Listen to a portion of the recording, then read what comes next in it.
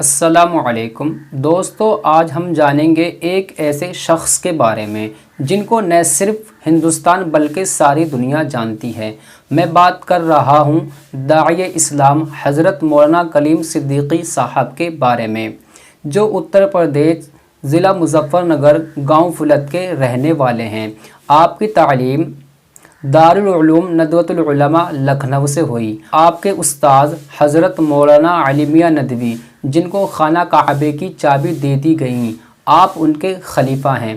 الحمدللہ حضرت سے میری کئی مرتبہ ملاقات ہو چکی ہے۔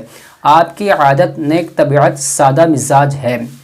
آپ گاؤں کے اندر نہ کبھی کسی سے لڑے جھگڑے، نہ کبھی کسی کے ساتھ حق تلفی کی۔ آپ نے ہمیشہ غریبوں، مسکینوں، بیواؤں کی مدد کی ہے۔ حضرت بہت اللہ والے ہیں۔ حضرت کا روزانہ سفر ہوتا ہے۔ جب سفر سے رات کو لوٹتے ہیں، کبھی 2 بج جاتے ہیں، کبھی 3 بج جاتے ہیں، یہاں تک کہ 4 بھی بج جاتے ہیں۔ باوجود اس کے حضرت تہجد کی نماز نہیں چھوڑتے۔ آج UPATS حضرت پر الزام لگا رہی ہے، آپ زبراً اسلام قبول کراتے ہیں۔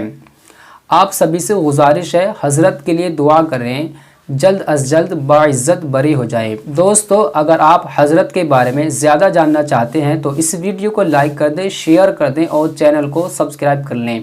آج میں اتنا ہی کہوں گا، اگلی ویڈیو میں جلد حاضر ہوں گا انشاءاللہ۔